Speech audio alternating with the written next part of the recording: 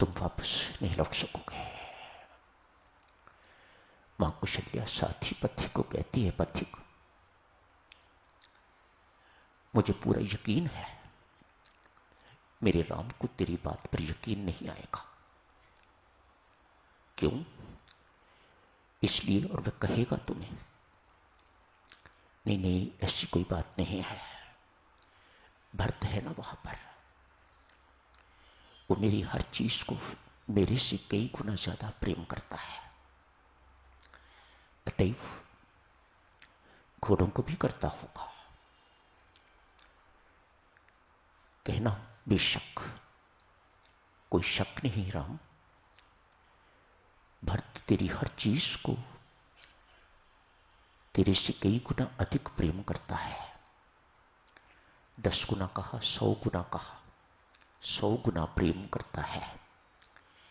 लेकिन समस्या ये है कि घोड़े भरत की प्रीति पाकर भी कमजोर हो रहे हैं, दुबले हो रहे हैं, पतले हो रहे हैं। ऐसा लगता है उन्हें तेरे वियोग में खाया पिया लग नहीं रहा। भरत की प्रीति उन्हें वह पोषण नहीं दे रही जो तेरी प्रीति दिया करती थी। मात्र इतना ही नहीं राम, तुम कहते हो ना भरत तेरे से 100 गुना ज्यादा प्रीति करता है तेरी चीजों से, इसमें बिल्कुल कोई शक नहीं। लेकिन समस्या ये है राम, जितनी अधिक भरत उनसे प्रीति करता है उतनी अधिक तेरी याद आती है। ये घोड़ों की दशा है। तू समझ एक दफा आके उन बेचारों की क्या हालत है। उनके आंसू थमते नहीं जितनी देर तक भरत सेवा करता है। भरत का शील, भरत का रूप देखकर उतनी अधिक तेरी याद दिलाता है और वह अधिक रोते हैं तेरे वियोग में। तू सच मान, तेरी मां सत्य कह रही है, इससे उनकी वियोग व्यथा घटती नहीं है, बढ़ती है। देवियों सज्जनों, ये वियोग व्यथा बहुत बड़ी चीज है। विरह व्यथा कहिए, वियोग व्यथा कहिए, इसमें बहुत समर्थ है। ये व्यथा अपने आप को किस प्रकार से व्यक्त करती है? आंसुओं में व्यक्त करती है। भूख नहीं लगती, प्यास नहीं लगती, खाना तो होता ही है, पेट तो भरना ही है, लेकिन आदमी सब कुछ अपना मना करता है, मन से नहीं करता। मन तो कहीं और टिका हुआ है, मन तो कहीं और लगा हुआ है। अतएव खाना भी पड़ता है, पीना भी पड़ता है, सोना भी पड़ता है। इनके बिना गुजारा नहीं, इनके बिना भजन पाठ नहीं हो सकता, इनके बिना परमात्मा से प्रीति जो आदमी करना चाहता है वह भी नहीं हो सकती। अतएव ये सब कुछ करता हुआ भी अनमनासा करता है, मन से कुछ नहीं करता। खाना है, खाता है, पीना है, पीता है, सोना है, सोता है।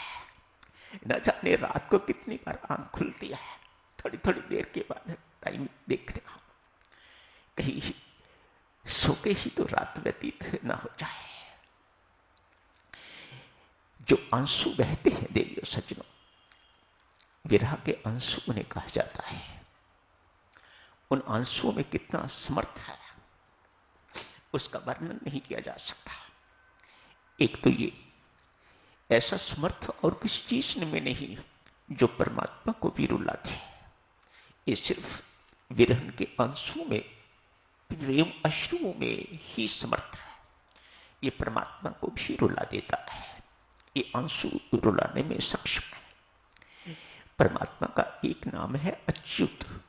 मानो उसे कोई हिला नहीं सकता, उसे कोई बदल नहीं सकता, उसमें कोई परिवर्तन नहीं कर सकता।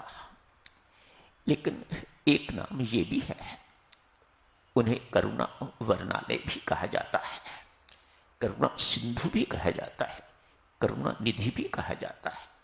अतएव अपने प्रेमी भक्त के आंसू इसे रुला देते, ये इससे देखे नहीं जाते। ये जब देखता है किसी प्रेमी की आंखों में आंसू, किसी भक्त की आंखों में आंसू संसार के लिए नहीं, परमात्मा के लिए, परमात्मा के प्रेम में जो रोता है उसके आंसू परमात्मा से देखे नहीं जाते। तो परमात्मा अनंत लेना चाहते हैं उसके आंसुओं का। पास खड़े होके देखते हैं, मानो उसे जितलाते तक नहीं कि मैं पास खड़ा हूं तो जिसके लिए रो रहा है, मानो वह अधिक रोना उसका परमात्मा को बहुत अच्छा लगता है। क्यों? परमात्मा को लगता है इससे उसकी प्रीति बढ़ रही है। तो प्रीति बढ़ाना परमात्मा का लक्ष्य समझो, उद्देश्य समझो। उसको अच्छा लगता है कि मेरे प्रेमी भक्त के अंदर प्रीति में वृद्धि होनी चाहिए। एक समर्थ तो इन आंसू में ये हो गया देवी कि ये परमात्मा को रुला देते। दूसरा समर्थ ज्ञान में नहीं, मात्र छोटी मोटी भक्ति में नहीं, मानो योग में नहीं, किसी चीज में नहीं। एक समर्थ बड़ा अद्वितीय समर्थ इन आंसुओं में, वह ये आपके जन्म जन्मांतर के प्रारब्ध कर्मों के संस्कारों सहित इस अग्नि को जला, इस अग्नि में जल के राख हो जाते। इस विरह को अग्नि कहा जाता है, विरह अग्नि। ये अग्नि ऐसी है, आपके जन्म जन्मांतरों की प्रारब्ध जो बनी हुई है, जन्म जन्मांतरों के जो कुसंस्कार, पाप संस्कार, ऐसे संस्कार जो आपको दुख देने वाले, जो जिंदगी भर, जिंदगियां भर दुख देने वाले, थोड़े से आंसू जो प्रेम में बहते हैं, परमात्मा की प्रीति में बहते हैं, वह आग जो है, वह विरह अग्नि जो है, वह उनको जला के राख कर सकती है। ये समर्थ इन अंशों में है, इस अग्नि में है और किसी में नहीं। आज एक गोपी एक कमरे में बंद है। क्यों बंद है? पति ने ताले लगा दिए, खिड़कियां बंद कर दी, द्वार बंद कर दिया, बाहर से ताला लगा दिया। मैं देखूंगा तू कैसे बाहर निकलती है और कृष्ण को मिलने के लिए जाती है। ऐसी हालत कर दी, मक्खी न भीतर जा सकती है न बाहर आ सकती है, वह अंदर बैठी हुई है। रोने के अतिरिक्त और कुछ नहीं, याद करने के अतिरिक्त और कुछ नहीं, और अधिक याद और अधिक याद और अधिक याद। कहां संयोग कहां वियोग हो गया, कहां थोड़ी देर के बाद जाके भगवान श्री कृष्ण को मिलना था, लेकिन पति ने रुष्ट होकर ताले लगा दिए। अब योग की स्थिति में है, विरह की स्थिति में है गोपी।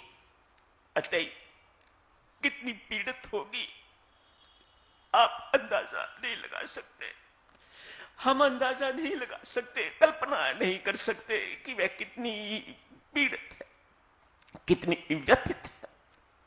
आंसू छम छम बह रहे हैं। आंसू जैसे जैसे बहते समय हो गया है। सब जरूर कल ध्यान की बैठक में इसी चर्चा को और जारी रखेंगे। तो आज यही समाप्त करने की इजाजत दीजिएगा।